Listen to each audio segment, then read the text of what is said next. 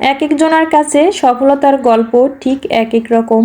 তবে আমার কাছে সফলতার গল্পটা এমন, জীবনে যত বেশি ধৈর্য ধরবেন, যত বেশি পরিশ্রম করবেন, যত বেশি চুপ থাকবেন, দেখবেন এক সময় যে ঠিকই সফলতা অর্জন করবেন। সো হ্যালো এভরিওয়ান, আসসালামু আলাইকুম।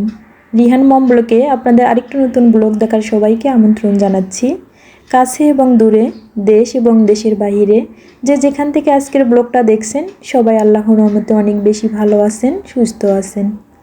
আজকের ব্লগটা ছিল একটা ছুটির দিনের ব্লগ। তবে আমরা দুইজন নাস্তা করে নিয়েছি, রিহান আর রিহানের বাবা। তারপরে রিহানকে একটু ব্রেড আর একটু ডিম পোস্ট করে ওকে নাস্তাটা করতে দিয়ে এসেছি। এদিকে আমরা এখন একটু চা খেয়ে নেব। বিশেষ করে আমাদের লেবু চাটাই অনেক পছন্দ রিহানের বাবার এবং আমার। তবে মাঝে মাঝে দুধ চাটা খেতে বেশ ভালো লাগে, তবে সব সময় না। নাস্তা করে নেওয়ার পর এখন বাসার কাজগুলো একটু গুছিয়ে নিব। অন্যান্য দিনের তুলনায় ছুটির দিনের কাজ একটু বেশিই থাকে। চা খেয়ে নেওয়ার পর এখন আমি মগ আর গ্লাসগুলো একটু ক্লিন করে তারপর রেখে দিব।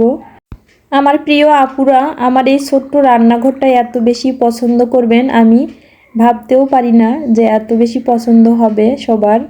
আসলে আমি যতটুকু পেরেছি আমি চেষ্টা করেছি সুন্দরভাবে সাজিয়ে নিতে।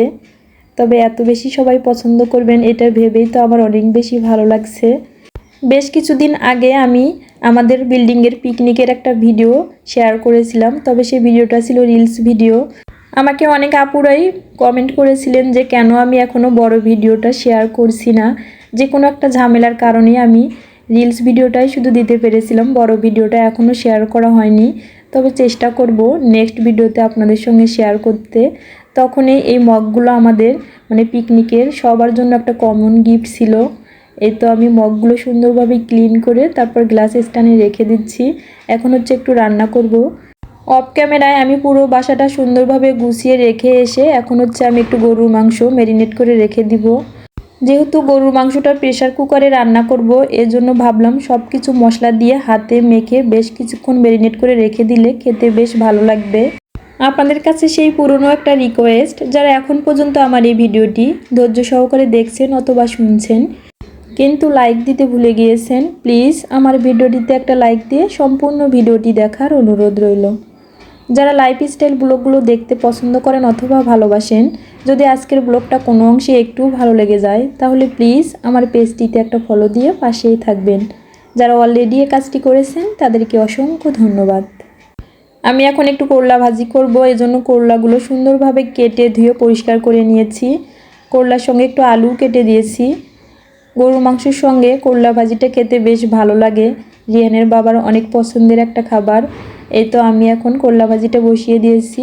এভাবে করলাটা ভাজি করলে খেতে তিতা লাগে না। অনেকেই বলেন যে করলা ভাজি অনেক বেশি তিতা হয়, তবে এভাবে ভাজি করলে কখনোই করলা ভাজিটা তিতা হয় না খেতে। আমি করলাতে সামান্য একটু হলুদ গুঁড়োও দিয়েছি, তবে অনেক আপুদের আমি রান্না দেখেছি করলা ভাজিতে কখনোই হলুদ দিতে চায় না, তবে আমি একটু দেই, দেখতে ভালো লাগে। এই তো এদিকে আমার মাংসটা রান্নাও কমপ্লিট। আমি অফ ক্যামেরায় মাংসটা রান্না করে নিয়েছি। কিছু মাংস আমি মিষ্টি কুমড়া দিয়ে রান্না করে নিয়েছি, আর কিছু মাংস দেশি রসুন আর দেশি আলু দিয়ে একটু রান্না করেছি, সাথে করলা ভাজি। এখন সন্ধ্যাবেলা আমি এখন দুধে ভেজানো লাচ্চা সেমাইটা রান্না করব। গাইবান্ধা থেকে আসার সময় এই সেমাইটা নিয়ে আসা হয়েছিল, রিয়ানের বাবার অনেক পছন্দের খাবার। আজকে যেহেতু ছুটির দিন, তার পছন্দের খাবারগুলোই রান্না করা হচ্ছে। আমি একটা বাটিতে সেমাইগুলো সুন্দরভাবে সাজিয়ে নিচ্ছি। একটু ঘি দিয়ে কিশমিশ আর একটু কাজু বাদাম আমি ভেজে নিয়েছিলাম।